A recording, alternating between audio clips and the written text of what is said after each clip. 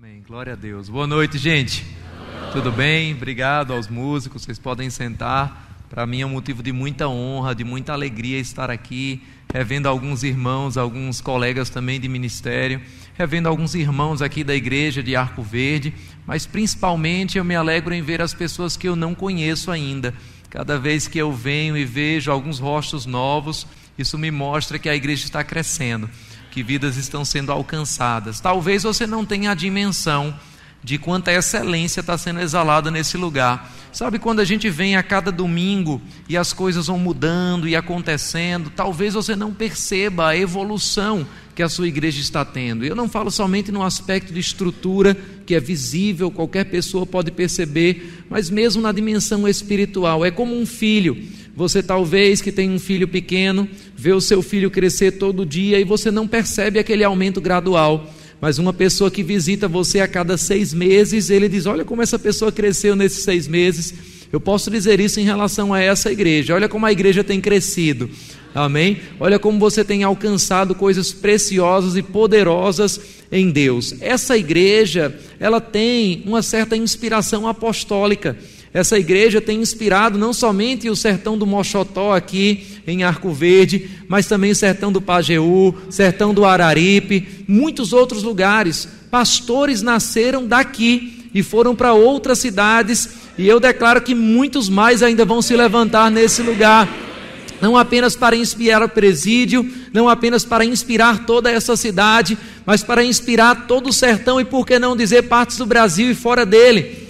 Porque Deus também tem levantado missionários nessa cidade. Amém? Você faz parte de uma igreja relevante. Amém? Como já foi falado, meu nome é Edilson, para quem ainda não me conhece, eu costumava dizer que era médico nas horas vagas, além de pastor, já que essa era a minha formação profissional.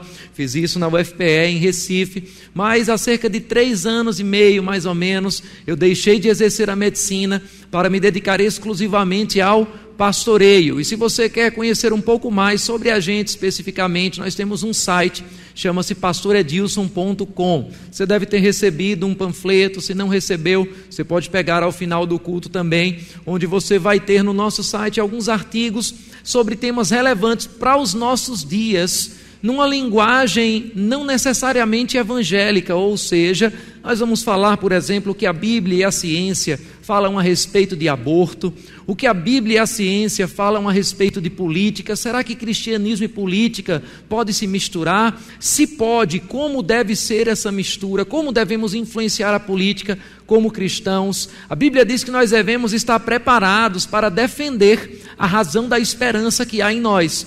E nesse site você vai poder receber conteúdos que vão estar te informando. Se você quiser, dentro do site, que é gratuito, existe também uma área para aqueles que querem se tornar associados, parceiros de ministério. Você vai receber um login, uma senha, você vai fazer uma contribuição voluntária específica, e lá nós vamos trazer uma plataforma chamada Maximize, que vai ensinar sobre liderança, princípios que eu costumo dizer que não servem apenas para o contexto de igreja, porque os princípios de liderança que Jesus ensinou são como leis. Assim como a lei da gravidade, se eu de repente venho aqui e tropeço nessa caixa de som, não vai perguntar a minha idade, não vai perguntar de onde eu sou, não vai perguntar se eu sou crente ou não, ela simplesmente vai me derrubar. Assim também os princípios de liderança ensinados por Jesus, ensinados na Bíblia, são universais. Se você pega esses princípios como pastor e aplica na sua igreja, vai ser um sucesso. Se você pega esses mesmos princípios e aplica na sua família, aplica nos negócios, aplica na política, nas artes, na educação, em qualquer outra área, você também vai ser um sucesso. Então, você vai estar recebendo vídeos exclusivos, você pode acessar depois, e você vai estar também patrocinando algumas iniciativas que esse ministério está promovendo. Uma delas se chama Bíblia Todo Dia. Eu não sei se alguém aqui já acompanha. Nós criamos um canal no YouTube, você pode procurar depois também, se inscrever nele. E lançamos um desafio de leitura de toda a Bíblia. Deixa eu perguntar para você aqui, quem aqui já leu toda a Bíblia, Antigo e Novo Testamento? Poucas mãos levantadas. Nós temos muitas vezes pessoas com 10, 20 anos de evangelho, que nunca leram as Escrituras. E nós lançamos vídeos rápidos de 5 a 7 minutos, para que, não importa quando você comece, você pode começar hoje, em 365 dias, nós possamos ler juntos toda a Bíblia, capítulo por capítulo. Você vai poder deixar seus comentários com dúvidas, a gente vai estar interagindo contigo também. Então eu quero te estimular no final desse culto. Obviamente não vai mexer no teu celular agora, mas depois entra lá no YouTube, se inscreve, e se você nunca leu a Bíblia, principalmente, você precisa fazer parte desse projeto. Amém? Falados alguns anúncios breves, eu queria que você abrisse a sua Bíblia comigo em Mateus, no capítulo 5. Mateus capítulo 5 e versículo 13, tem um tema no meu coração. Nós vamos falar um pouco sobre a igreja local. Diga comigo, igreja local. E em Mateus no capítulo 5, no capítulo 5 versículo 13, a Bíblia diz assim, o próprio Jesus está falando aqui. Ele diz: vocês são o sal da terra, mas se o sal perder o seu sabor, como restaurá-lo? Não servirá para nada, exceto para ser jogado fora e pisado pelos homens. Vocês são a luz do mundo. Não se pode esconder uma cidade construída sobre um monte. E também ninguém acende uma candeia e a coloca debaixo de uma vasilha. Ao contrário, coloca-a num lugar apropriado, e assim ilumina a todos os que estão na casa. Assim brilhe a luz de vocês diante dos homens, para que vejam as suas boas obras e glorifiquem ao Pai de vocês que está nos céus. Eu quero que você perceba algumas coisas interessantes aqui nessa passagem.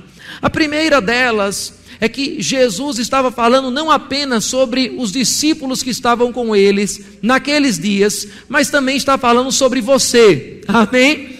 E ele diz: olha, vocês são a luz do mundo. Diga comigo, eu sou luz do mundo.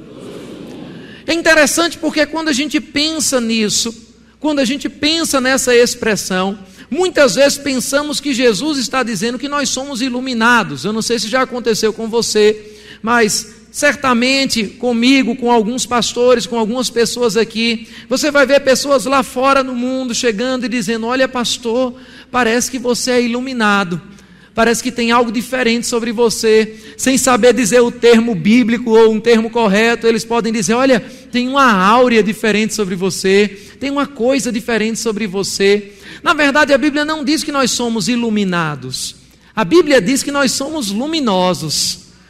E há uma diferença, eu quero mostrar para você. Ser iluminado significa dizer que tem uma luz sobre mim. Imagina que tem um holofote aqui, aquelas luzes de teatro, e elas estão apontadas para mim. Todo o redor está escuro. Se eu saio do lugar onde está o holofote, eu fico no escuro. Isso é ser iluminado, tem uma luz sobre mim. Mas ser luminoso significa que eu estou emitindo luz. Ou seja, se eu chego no lugar escuro, não sou eu quem fica no escuro, é o escuro que fica claro. Então Jesus não disse: sobre você está a luz do mundo. Jesus disse: você é a luz do mundo. Onde você chega, luz está chegando. É por isso que nós temos autoridade para pisar serpentes e escorpiões, toda a força do inimigo, sem que nada nos cause dano algum. Ele não disse que andaríamos lado a lado com essas forças, mas que nós iríamos pisar, que nós iríamos transformar. Onde você chega, a resposta de Deus está chegando. Onde você chega, a solução está chegando. Essa igreja, querido, é uma grande luz, não somente para a cidade de Arco Verde, mas para toda essa região. Você não é parte de um problema, você é parte da solução. Sabe o que eu vejo nesse lugar aqui? Eu vejo um exército de soluções. Eu vejo um exército de respostas de Deus. Talvez você tenha vindo essa noite procurando respostas de Deus, mas eu quero dizer para você também que você é uma resposta de Deus para pessoas. Aleluia! Deus vai usar você para trazer o que outras pessoas estão precisando. E é isso que significa ser igreja. É interessante essa analogia, Porque Jesus diz: olha, ninguém acende uma candeia e coloca debaixo de uma vasilha. Ele também diz que não se pode construir ou esconder uma cidade que foi construída sob um monte. E às vezes a gente não entende muito essa passagem, porque não está muito no nosso contexto. Mas antigamente nós não tínhamos nos tempos de Jesus energia elétrica, por exemplo. Nós não tínhamos nos tempos de Jesus as estradas asfaltadas que nós temos hoje. Então, se alguém veio de uma caravana, pode ser que hoje à noite ele consiga viajar de volta após o culto, ou amanhã cedinho pela manhã. Mas antigamente, nos dias de Jesus, as pessoas faziam longas caminhadas ou montando em cavalos. E passar por aquelas estradas era muito perigoso. Não tinha iluminação, não tinha segurança. Muitas cidades eram construídas em lugares altos. Por quê? Porque a pouca luz que aquela cidade podia emitir ia ser vista de muito longe. Então, quando um viajante passasse numa caminhada longa, ele de longe ia ver de noite que tem um pontinho claro lá no alto, e ele iria entender: ali tem um lugar de descanso, ali tem um lugar de proteção, ali tem um lugar de provisão, ali tem um lugar de iluminação, ali tem um lugar de conhecimento, ali tem um lugar de cultura. Ali é um lugar onde eu posso repousar seguro. E é isso que Jesus está dizendo: ei, você como igreja foi levantado como uma luz no meio de um mundo que está cheio de relativos morais, no meio de um mundo que está em decadência. As pessoas dizem: pastor, esse mundo está caindo. Não, o mundo já faliu há muito tempo. Mas no meio de um mundo falido, existe uma instituição levantada por Deus, que o apóstolo Paulo chama de coluna e sustentação da verdade. Esse lugar se chama igreja e você faz parte dele. Amém? Levantado como um farol, para que pessoas vejam de longe, porque a igreja tem um poder atrativo que é irresistível. Um dos maiores problemas que nós temos com a igreja é porque muitas vezes não entendemos o que essa palavra significa. Mas para entender o que a palavra igreja significa, nós temos que ouvir o que o dono dela tem a respeito para dizer. A primeira vez que a palavra igreja aparece na Bíblia foi citada pelo dono da igreja. Foi citada por aquele que fundou a igreja, Jesus Cristo. E eu quero ler essa passagem com você, porque nós vamos pegar alguns princípios importantes aqui. Vai comigo em Mateus no capítulo 16. Aleluia. Diga comigo: eu faço parte da resposta de Deus para esta cidade. Você tem consciência do que você acabou de falar? Mateus capítulo 16. A partir do versículo 13... a Bíblia diz: chegando Jesus à região de Cesareia de Filipe, perguntou aos seus discípulos: quem os outros dizem que o Filho do Homem é? Eles responderam: alguns dizem que é João Batista, outros Elias, e ainda outros Jeremias ou um dos profetas. E vocês, disse ele, quem vocês dizem que eu sou? Simão Pedro respondeu: tu és o Cristo, o Filho do Deus vivo. Respondeu Jesus: feliz é você, Simão, filho de Jonas, ou bem-aventurado és, Simão Bar-Jonas, porque não foi carne nem sangue que tu revelou, mas o meu Pai que está nos céus. Eu também te digo que tu és Pedro, e sobre esta pedra edificarei a minha igreja. Primeira vez que a palavra igreja aparece na Bíblia. E as portas do inferno não prevalecerão contra ela. Eu quero que você entenda alguns princípios dessa passagem muito rica. Poderíamos passar horas conversando sobre ela, e ela não se esgotaria de revelação para as nossas vidas. Mas é interessante perceber aqui algumas coisas. Primeiro, Jesus mostrou a Pedro que o conhecimento que ele teve sobre a igreja não foi algo que ele leu num livro, não foi algo que ele falou com alguém, mas foi algo que ele teve por revelação. A segunda coisa que eu quero que você entenda é que quando nós finalmente entendemos quem é Jesus para nós, Deus revela quem nós somos para Ele. Eu vou dizer de novo para você entender isso.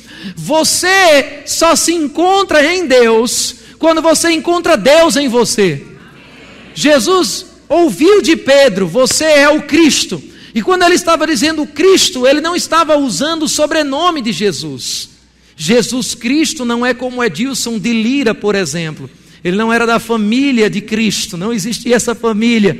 Ele estava dizendo, em outras palavras: você é o ungido, você é o Messias, você é o escolhido, você é aquele que a gente estava esperando. Ou numa linguagem popular, você é o cara, você é a resposta, você é tudo que a gente precisa. E ele disse: porque você entendeu quem eu sou para você, agora eu vou revelar quem você é para mim. Quando você entende quem Deus é para você, Ele revela quem você é para Ele. Seu propósito está escondido nele. E Ele diz: olha, eu também te digo que tu és Pedro, e sobre esta pedra edificarei a minha igreja. Então preste atenção: minha igreja, diz o Senhor, minha igreja. Diga comigo: a igreja é dele. Ele diz: eu edificarei a minha igreja, e as portas do inferno não prevalecerão contra ela. Agora eu quero que você preste atenção comigo. Vamos para o making off aqui, vamos para os bastidores dessa passagem. Faz de conta que a gente está vendo essa cena. Imagina comigo, Jesus está com os discípulos e Jesus vai anunciar pela primeira vez o projeto mais importante dele para toda a humanidade. Eu creio nisso. A igreja é a resposta de Deus para essa geração. Amém? Imagina qual seria o melhor momento de anunciar isso. Imagina qual seria o melhor lugar de anunciar isso. Faz de conta só por um pouquinho que você é Jesus. Você está conversando com os seus discípulos e você quer finalmente dizer a eles, não por parábolas, não de uma forma indireta, você quer falar abertamente sobre a igreja. Esse é o grande anúncio, esse é o grande momento. Onde você faria isso? Talvez alguns decidissem fazer em Jerusalém, já que o templo estava lá em Jerusalém, já que toda a história de Israel estava lá em Jerusalém. Talvez alguns decidissem fazer em Belém, porque Belém foi a cidade onde Jesus tinha vindo. Então era uma cidade cheia de promessas. Talvez alguém pudesse usar outras cidades, cidades históricas de Israel, já que a igreja nasceu do meio desse povo de Israel. Mas a Bíblia diz que Jesus escolhe uma cidade chamada Cesareia de Filipe. Para aqueles que não conhecem, eu não vou me aprofundar muito nisso. O povo judeu estava num período de dominação sobre os romanos. Os romanos estavam dominando os judeus desde o ano 63 a.C. Essa dominação vai até o século IV, mais ou menos. E durante aquele tempo, algumas cidades eram mudadas de nome e elas passavam a se chamar a cidade do César, ou do imperador de Roma, ou em outras palavras, Cesareia. Para os judeus, essa era uma cidade idólatra. Para os judeus, esse era um lugar que eles não gostavam de frequentar. Sinceramente, eu posso dizer com muita propriedade que muito provavelmente os discípulos estavam desconfortáveis naquela visita com Jesus. Porque em Cesareia de Filipe, nós tínhamos o templo de Baal. Em Cesareia de Filipe, nós tínhamos o panteão com todos os deuses romanos. Em Cesareia de Filipe, nós tínhamos a estátua dos Césares, ou dos imperadores, Otávio, César, Augusto. E o que é que esses imperadores representavam? Eles eram adorados como deuses. Então esse não era um lugar muito bom ou muito confortável para os discípulos, porque era um lugar muito mundano. Era um lugar cheio de pecadores. Era um lugar onde aqueles que realmente eram crentes, aqueles que realmente criam em Jeová, deveriam se afastar. Mas é interessante que enquanto na antiga aliança a Bíblia dizia que o homem não podia tocar em um leproso, porque se ele tocasse em um leproso, ele ficaria contaminado. A Bíblia diz que na nova aliança, agora quando você toca no leproso, é o leproso quem fica puro e não você quem fica contaminado. Interessante que a forma que Jesus treinou os discípulos foi justamente o reverso daquilo que eles não entendiam e daquilo que eles se afastavam. Jesus escolheu essa cidade, agora pensa comigo, Jesus escolheu um nome para a igreja. E esse nome traduzido para o grego é eclésia. Talvez você já tenha ouvido, quem aqui já ouviu essa expressão? Deixa eu explicar rapidamente para você. A palavra eclésia, se você vai para um dicionário, se você vai para algum livro que possa falar um pouco de grego para você, vai dizer ajuntamento, vai dizer assembleia, vai falar chamados de fora ou chamados para fora. Mas eu quero estudar um pouquinho com você essa palavra, e eu quero mostrar que eclésia é muito mais do que um ajuntamento. Em outras palavras, eu quero dizer que igreja é muito mais do que um prédio onde pessoas se reúnem para ouvir uma pregação. Amém? Agora, de onde veio essa palavra eclésia? Essa palavra era de uma assembleia. Como é que era essa assembleia? Deixa eu entrar um pouquinho na história de novo com você, e aí a gente vai mergulhar um pouco mais sobre o que significa ser igreja, sobre o que é a igreja. O Império Romano era um império que vivia de conquistas, assim como conquistou Jerusalém, conquistou muitos outros reinos. E como eles viviam? Eles venciam um reino, e naqueles dias, quando alguém vencia um reino, aquele reino era destruído, aquele reino era eliminado, seus soldados eram mortos, seus prédios eram mortos, seus deuses eram humilhados. Mas o povo romano começou a adotar uma estratégia diferente.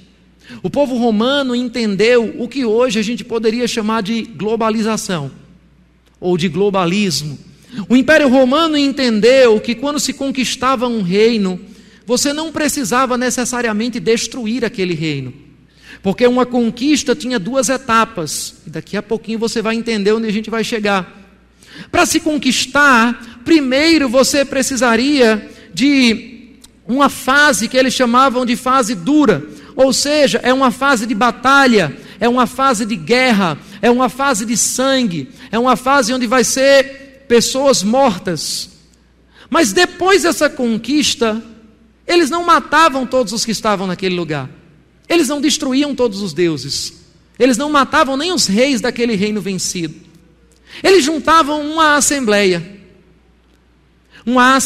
de pessoas que representavam cada um dos setores da sociedade romana.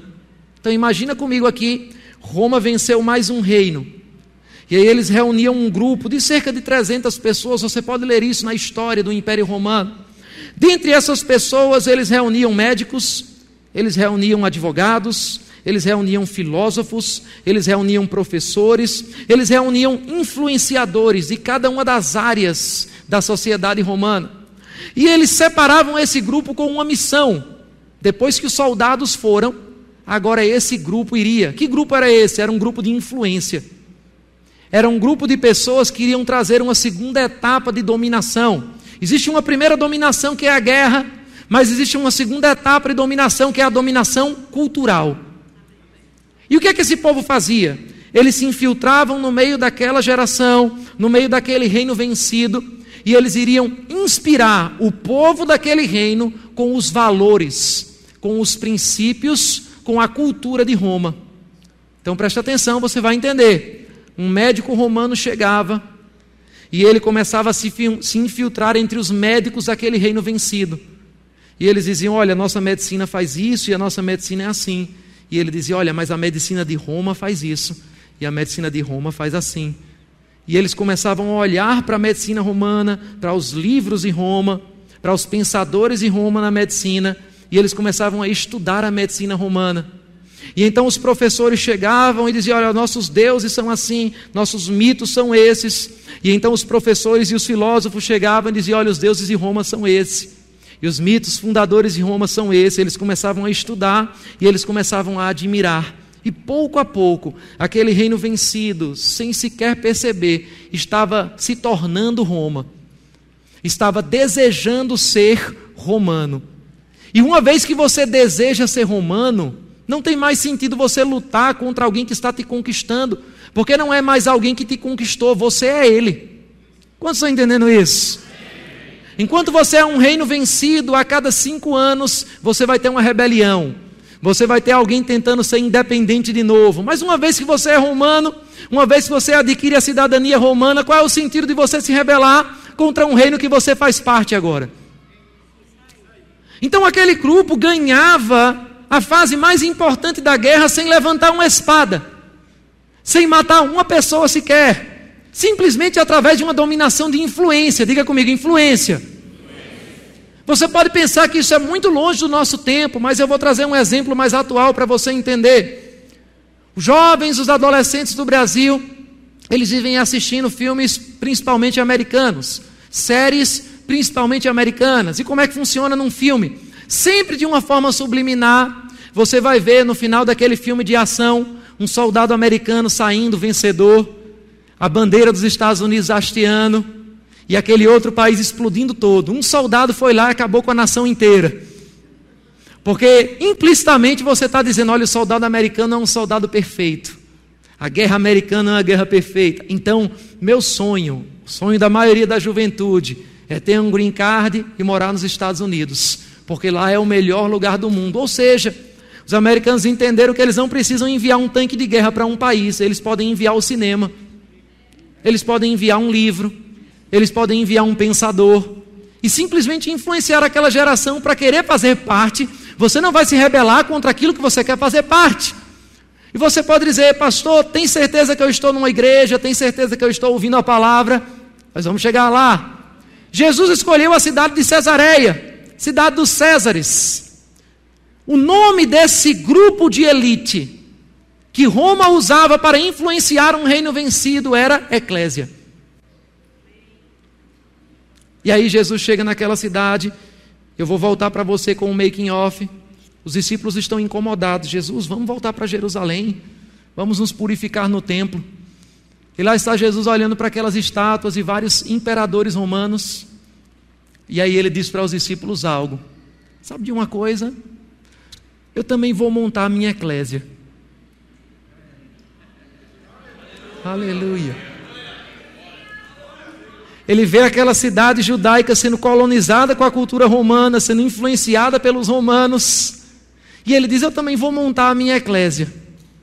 Eu também vou montar o meu time de elite, que vai entrar em cada um dos setores da sociedade para influenciá-los. Ei, eclésia não é um prédio. Eclésia não é um ajuntamento. Eclésia era uma estratégia de guerra. Uma primeira etapa de uma guerra era a guerra física, era o confronto físico. Mas uma vez que o reino estava vencido, chegou a hora de enviar os colonizadores. Chegou a hora de enviar os influenciadores. Sabe o que Jesus está dizendo? Ele já fez a primeira etapa da guerra. Sabe aquela parte de batalha? Sabe aquela parte onde sangue precisava ser derramado? Já foi feita. Sabe aquela parte onde o reino precisava ser humilhado e vencido? Já foi feita. Porque a Bíblia diz que ele despojou principados e potestades, rasgou o escrito de dívida que estava contra nós, cravou naquela cruz e envergonhou os principados e potestades. Sabe qual é a linguagem que o apóstolo Paulo está usando nessa passagem? É uma linguagem bélica, é uma linguagem de guerra. Ele está usando a linguagem que os romanos usavam, porque quando eles venciam um reino, eles iam até aquele rei, eles tiravam as vestes reais daquele rei, muitas vezes eles amarravam o rei a um cavalo, e faziam o cavalo sair andando até o outro reino, para todo mundo ver aquele rei sem as roupas reais, sendo puxado por um cavalo e sendo envergonhado, para entender que aquele rei não tem mais nenhuma autoridade, esse outro aí que está no cavalo é quem está acima dele. É isso que Paulo usou. Paulo disse aí, ele foi lá, ele despojou, tirou da posse. A palavra despojar significa privar da posse violentamente, privar da posse de uma forma súbita. Em outras palavras, o diabo poderia dizer, essa vida é minha, essa vida é minha, essa vida é minha, mas aí Jesus despojou, ele disse, não, agora é minha, essa vida é minha, essa vida é minha, essa vida é minha. Você não tem mais poder, não tem mais autoridade nenhuma sobre eles. Porque Jesus falou, ninguém pode entrar na casa de um homem valente e roubar os seus bens sem antes amarrar aquele valente. Eu despojei tudo. Então Jesus está dizendo, ei, eu venci. Você ainda não entendeu, eu estou falando sobre igreja. Ele está dizendo, eu venci. Pecado, eu venci. Diabo, eu venci. Doença, eu venci. Medo, eu venci. Agora, eu venci essa primeira etapa de guerra, mas eu montei um time de elite. Você é a tropa de elite de Jesus Cristo. E você pensou que você nasceu de novo só para frequentar uma igreja e sentar numa cadeira branca todo domingo. Quando Jesus disse, não, eu recrutei você. Recrutou, Jesus falou para os discípulos, não pensem que foram vocês que me escolheram. Antes eu escolhi vocês. E designei vocês para que vades e deis fruto, e para que o vosso fruto permaneça. Jesus está dizendo, antes mesmo de você pisar um pé na igreja, já tinha escolhido você. Você foi recrutado. Você foi selecionado. Aleluia! Para fazer parte de um time de elite. O que é que esse time vai fazer? Jesus estava dizendo para eles, olha filhos, vocês agora vão se infiltrar. Aleluia! Em cada um dos setores da sociedade. O que é que você vai fazer? Você vai chegar lá e você vai chegar, por exemplo, para os médicos, se você é um médico, e você vai ganhar os médicos para o meu reino. Se você é um advogado, você vai chegar lá no meio do direito e você vai influenciar todos os advogados, todos os juízes, procuradores, para que eles queiram fazer parte do meu reino. Ah, pastor, eu pensei que ser crente significava então que eu iria aceitar Jesus e eu iria decidir viver uma vida medíocre no reino de Deus ou me aprofundar no meu chamado e entrar nos 5 dons do ministério. Um dos maiores enganos que foi trazido para a igreja, isso não foi um ensinamento de Jesus, não foi um ensinamento dos apóstolos, foi a divisão entre o secular e sagrado. Eu só trabalho no secular, não existe essa palavra na Bíblia dizendo isso. Abra comigo em Êxodo no capítulo 31, depois a gente volta para isso aqui. Êxodo capítulo 31. Eu sei que isso vai ser libertador para algumas pessoas. Você está pensando, eu gostaria muito de me entregar mais a Deus, então eu quero largar toda a minha profissão. Quando Deus está dizendo, não, você pode ser uma bênção justamente aí onde você está. Aleluia. Êxodo capítulo 31 e versículo 1, olha o que a Bíblia diz. Disse então o Senhor a Moisés, eu escolhi Bezalel, filho de Uri, de Ur, da tribo de Judá. Está aí uma dica para um nome de filho, se você ainda não tem filho. Bezalel. Versículo 3. E o enchi de quê? Preste atenção, olha para cá. Essa é a primeira vez na Bíblia que aparece a expressão cheio do Espírito. Não quer dizer que não havia ninguém cheio antes, mas é a primeira vez que a expressão aparece. Quando você pensa em alguém cheio do Espírito, você pensa nessa pessoa fazendo o quê? A maioria vai pensar em alguém pregando a palavra, de uma forma eloquente e de uma forma que há demonstração do Espírito. A maioria das pessoas vai pensar em alguém impondo as mãos sobre os enfermos, e enfermos sendo curados. Mas a primeira vez que a Bíblia fala de um homem cheio do Espírito, leia comigo, ele diz, o enchi do Espírito de Deus, dando-lhe destreza, habilidade e plena capacidade artística, para desenhar e executar trabalhos em ouro, prata e bronze, para trabalhar e esculpir pedras, para entalhar madeira e executar todo tipo de obra artesanal, ou em algumas versões, todo tipo de obra criativa. Sabe o que é que Deus está dizendo aqui? Está dizendo, olha, eu ungi ele para fazer invenções, para criar coisas. Eu nunca pensei que alguém precisava ser ungido para ser um escultor. Eu nunca pensei que alguém precisava ser ungido para mexer com madeira, para mexer com ouro, ou para mexer com informática, ou para mexer com o direito. Mas sabe o que a Bíblia está mostrando? É que nós, não a Bíblia, temos colocado a unção dentro de uma caixinha, achando que o poder de Deus se limita única e exclusivamente à pregação, ao louvor, ao ensino da palavra. Quando Deus está dizendo, não, eu chamei você, aí onde você está mesmo. Sim, alguns serão chamados para serem pastores. A igreja nos Estados Unidos sofreu sérias consequências, porque há algumas décadas atrás surgiu um movimento chamado Jesus Movement, ou Movimento Jesus. Muitas igrejas nasceram disso, Mas aquela geração jovem que pegou esse movimento começou a dizer algo mais ou menos assim: Jesus vai voltar daqui a 5, 10 anos. Então, se Jesus vai voltar, para que eu vou entrar numa faculdade? Jesus está voltando, a gente tem que cumprir o ID. Se Jesus vai entrar, se Jesus vai voltar, para que eu vou abrir agora uma empresa? Jesus está voltando, vamos pregar o Evangelho. Se Jesus vai voltar, para que eu vou mergulhar na política? Para que eu vou mergulhar na educação? Jesus está voltando.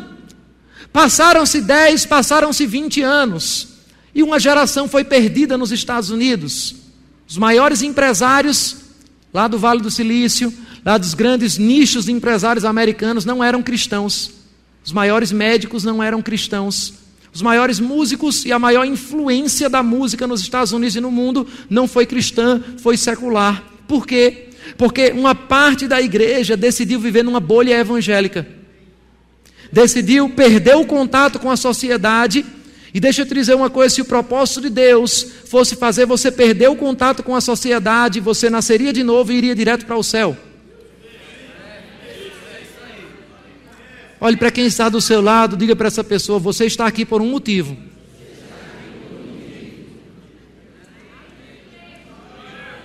Sabe, eu costumo dizer que existem duas coisas que você não vai poder fazer no céu. Você não precisa fazer no céu. As duas começam com a letra P. A primeira é pecar. Você não vai pecar no céu. Você não precisa. E a segunda é pregar. Você não vai pregar também no céu. Não precisa. Porque a Bíblia diz que todos vão se encher do conhecimento da glória do Senhor. Você não vai precisar ensinar alguém, porque Ele vai estar cheio da plenitude. Você não vai poder pecar e você não vai poder pregar. Deus deixou você nessa terra ainda, porque tem uma das duas coisas que você precisa continuar fazendo um pouco. Adivinha qual das duas? Será que você ficou aqui só para poder pecar mais um pouquinho antes de subir? Ou você precisa desenvolver a consciência que tinha no apóstolo Paulo, quando ele disse: eu prefiro partir e estar com Cristo, o que é incomparavelmente melhor. As pessoas perguntam: pastor, você ensina sobre escatologia, como é então estar com Cristo? Como é o céu? A melhor expressão para mim é incomparavelmente melhor. Não tem padrão de comparação. A Bíblia diz que nós vamos estar pisando em ruas de ouro. Ou seja, aquilo que hoje a gente considera como mais importante materialmente falando, vai ser o que você vai estar pisando todo dia. Imagina um galardão, um presente da pessoa que fez esse lugar, o que é? Incomparavelmente melhor. É muito melhor. Paulo estava dizendo: olha, é muito melhor estar lá do que aqui. Quem é que acha que é incomparavelmente melhor? E por que a gente não faz então um suicídio coletivo agora na igreja? Não é melhor? Quem aqui ainda concorda que é melhor estar lá do que aqui? E por que você continua aqui? Paulo disse: olha, eu prefiro partir e estar com Cristo, o que é incomparavelmente melhor. Porém, julgo mais necessário. Então você não entendeu. Olhe para quem está do seu lado, me ajude a pregar para essa pessoa, parece que ela não entendeu ainda. Diga para ele: meu irmão, você é necessário aqui. Deus precisa de você aqui. Aleluia! Aleluia! Paulo tinha essa consciência tão forte que ele entendia o que era estar com Cristo. Ele já esteve lá no terceiro céu. Ele já ouviu as palavras inefáveis que não é lícito ao homem ouvir. Mas ele disse: eu julgo necessário. Eu sei que é importante. Por amor de vocês, eu vou permanecer um pouco mais aqui na carne. Eu vou decidir fazer isso. Paulo tinha uma consciência tão forte, querido, que ele sabia: olha, eu estou aqui por uma decisão minha. Aleluia. Não, você não entendeu não. Sua vida, quando você está movido por esse propósito, quando você está movido por essa consciência, não acaba quando um acidente chega. Você não vai morrer de um câncer. Você não vai morrer de um acidente. Você não vai morrer de um assalto. Você vai fazer o que Paulo fez. Dizer, pronto, agora eu posso ir. Combati o bom combate, acabei a carreira, guardei a fé. Agora aquele que me chamou está me aguardando com uma coroa. Aleluia! Imagina comigo Jesus, a gente vai voltar para esse tema, mas deixa eu entrar um pouquinho nisso aqui mais, porque você pode escolher o dia que você sobe. Aleluia! Imagina Jesus num barquinho, no meio de uma tempestade, dormindo. E os discípulos, eu quero imaginar junto com você, eu gosto de imaginar as cenas daqueles dias, tentando jogar a água para sair daquele barco. E então um dos discípulos vem, mestre, não te importa que pereçamos? Deixa eu colocar isso numa linguagem do dia de hoje. Ei Jesus, se a gente morrer, você não está nem aí. Está todo mundo morrendo aqui. Jesus dormindo. Eu imagino no lugar de Jesus, ele dormindo lá e aquela tempestade acontecendo. E ele tão convicto do propósito, que ele disse, não, eu sei que eu vim para cá para morrer crucificado. Meu pai não me falou que eu vou morrer afogado. Aleluia. Então isso aqui não é o fim, eu posso descansar. Se tivesse uma cruz debaixo d'água aqui por onde a gente está passando, eu poderia até me preocupar. Mas eu não vou morrer afogado. Eu vim aqui para ser crucificado. Paulo entendia para que ele vinha. Paulo entendia qual era o seu chamado. Você precisa entender porque você está aqui. E você precisa entender que a mesma unção que unge um pastor para subir nesse púlpito, vai ungir você para ser um empresário de sucesso na sua empresa, para influenciar outros empresários com a cultura do reino de Deus, para que aquelas pessoas, assim como o povo nos dias de Roma, comecem a olhar para isso e dizer, rapaz, mas o que está acontecendo com você? Teu resultado é diferente, porque a Bíblia diz que tem que haver uma diferença entre quem serve a Deus e quem não serve. Ei, tem que haver uma diferença na tua vida. Aleluia, cristianismo não é somente um ensinamento, palavras bonitas para você, tem que ter um resultado naquilo que você faz. E as pessoas vão perguntar qual é a razão da esperança que há em você. E aí você vai apontar essas pessoas para Jesus. Diga comigo, eu fui chamado para influenciar. E aí lá está Jesus em Cesareia de Filipe. Queria chamar o grupo de música para você ter a sensação que está acabando. Não está acabando. Quando o pregador ele diz que está acabando, é mais ou menos quando um piloto de avião diz que está iniciando o procedimento de descida. Ainda vai reclinar a cadeira, ainda vai recolher aquela mesinha da frente, você ainda vai ficar alguns minutos. Mas sabe, nós vemos Jesus falando para aqueles discípulos, eu edificarei a minha igreja. Preste atenção nisso, eu edificarei a minha igreja. Eu vou dizer de novo para você pensar um pouquinho. Eu, Jesus Cristo, edificarei a minha igreja. Eu vou fazer a minha igreja crescer. Quem vai fazer? Diga Ele. Aleluia. Eu vou edificar a minha igreja. E as portas do inferno não vão prevalecer. Talvez você já tenha me visto dar esse exemplo. Eu gosto muito de falar isso.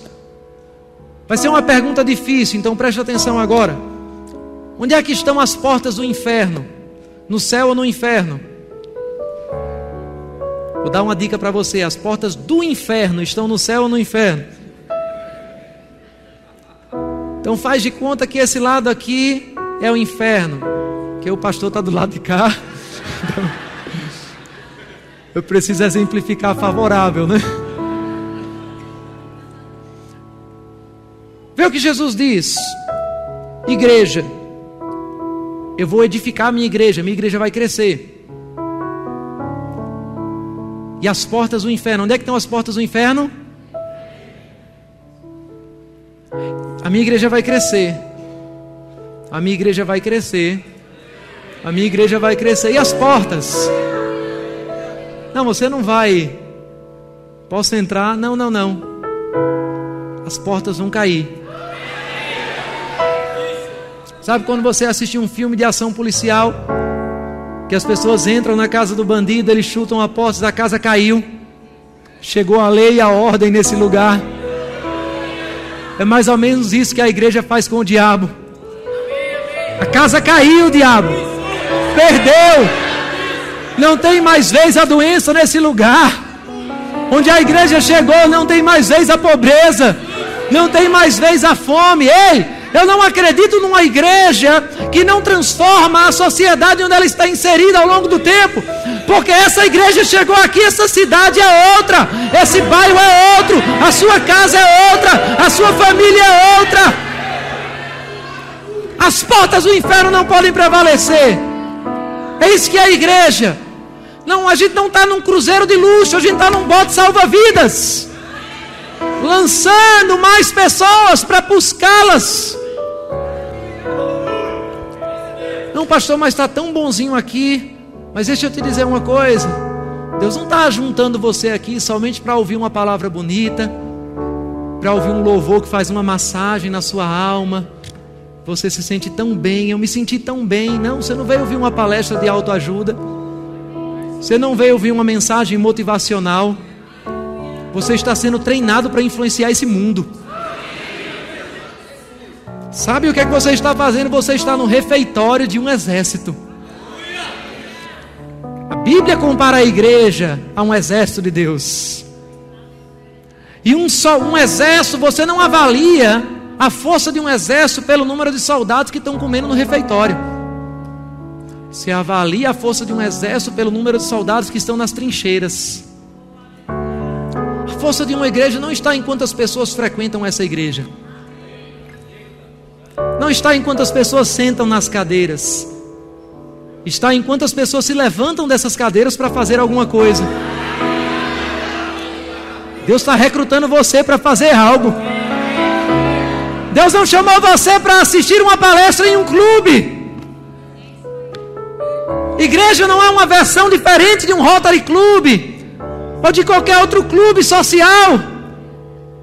Você está sendo recrutado. Pregue de novo para o seu vizinho. Se ele for tímido, olhe bem nos olhos dele. Diga para ele: ei, você está sendo recrutado hoje. Você está sendo alistado para fazer parte da maior transformação que a sua geração já experimentou. Eu não sei se você está querendo nisso. Eu acho que já tem um ou dois que está pegando, que está entendendo. Porque a parte do ensino já passou para você pegar pelo Espírito. Deus está chamando você. Aleluia. Um crente deve estar para o mundo, assim como um navio deve estar para o mar. Você não foi chamado para se isolar. Querido, se um navio não estiver na água, tem alguma coisa errada com esse navio. Eu vou dizer de novo para você entender. Se um barco não estiver na água, tem alguma coisa errada com esse barco. Ou ele ainda não está pronto, ou ele está com defeito. Porque o barco foi feito para estar na água, assim como o crente foi feito para estar no mundo. Como assim, pastor? Se o barco estiver na água, o barco está cumprindo o seu propósito. Mas se a água entrar no barco, o barco naufraga. Se você está no mundo, você está cumprindo o seu propósito. Jesus não orou dizendo: tire eles do mundo. Ele disse: não peço que os tires do mundo, mas que os protejam do mal. Se você está no mundo, você está fazendo a sua parte. Você está influenciando, você está sendo luz, você está sendo sal. Diga comigo: eu sou luminoso. Mas se o mundo entrar em você, você naufraga. Você foi chamado para se infiltrar. Eu lembro de uma mulher que chegou para um pastor numa determinada igreja e ela disse: pastor, eu quero que você ore por mim. E o pastor disse: o que foi, irmã? E ela disse: pastor, é tanta perseguição no meu trabalho. É porque lá não tem crente, só tem eu de crente naquele lugar. Então, pastor, pense num lugar ímpio, pense num lugar profano, As pessoas já chegam contando piadas com palavrão. As pessoas sonegam, as pessoas fazem as coisas erradas como se fossem normal, mentem como se fosse costume. E o pastor disse: tudo bem, irmã, já entendi, vou orar por você. E ele colocou a mão sobre aquela irmã e disse: Pai, em nome de Jesus. Aquela irmã com as mãos levantadas, mantenha essa irmã nesse lugar. E ela olhou para o pastor, até que ela entenda que ela não está ali por acaso, mas ela foi infiltrada para influenciar aquele povo. Pai, usa essa irmã para ser um agente de inspiração do reino de Deus, para transformar a vida daquelas pessoas. E quando esse trabalho dela se transformar o céu na terra, transfere essa irmã para um lugar ainda mais carregado do que esse. Porque você está aqui para influenciar outros. O que você está fazendo com a sua família? O que você está fazendo com seus colegas de trabalho? O que você está fazendo com seus colegas de faculdade? Você está aqui por um propósito. Diga: eu sou a igreja. Diga: eu sou a luz e o sal dessa terra. Diga: eu sou a resposta da minha cidade. Diga: porque maior é o que está em mim do que o que está no mundo. Ah, pastor, eu já vi pessoas dizerem: pastor, você não sabe a influência do mundo. Eu tenho medo de soltar essas pessoas no mundo. Querido, eu vou te dizer, a capacidade do Espírito Santo de influenciar alguém para perto de Deus é muito maior do que a capacidade do pecado de influenciar alguém para o diabo. Você não sabe a influência das drogas. A influência das drogas nas escolas é muito forte. A influência do Espírito Santo é mais poderosa. Você tem que entender quem você está representando. Pastor, você não sabe qual é a influência do crime. Está puxando o povo para a criminalidade. Tem uma influência do reino de Deus puxando o povo para uma vida íntegra. Nós temos experimentado com o rema prisional pessoas que eram conhecidas como grandes traficantes, como assaltantes de banco. E as pessoas chegam dizendo: pastor, você sabia que fulano está aqui? Não, quem é fulano? Às vezes a gente não lembra o nome de todo mundo. São 1.500 pessoas hoje na igreja. E quem é esse fulano? Não, pastor, fulano era o maior assaltante de bancos. Ele está na igreja. Veio para o lugar certo. É para ficar aqui mesmo. Aleluia, veio para o lugar certo. Não, pastor, mas você não sabe a influência que eu sei a influência que o meu Deus tem. Vai ser transformado. Aleluia, vai ser transformado. Porque maior é o que está em você. Ei, você é luminoso. Onde você chega e está escuro, vai ficar claro. Aleluia, fique de pé nesse momento. Aleluia, aleluia.